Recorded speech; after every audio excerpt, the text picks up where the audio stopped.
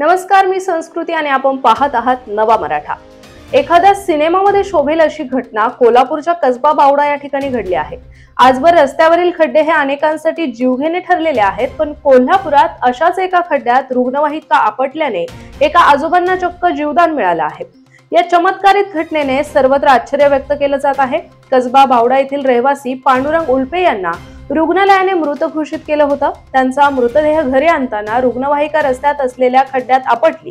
त्यांच्या झटक्याने उल्पे आजोबा जिवंत झाले। कोल्हापूरकरांमध्ये या घटनेची सर्वत्र चर्चा आहे।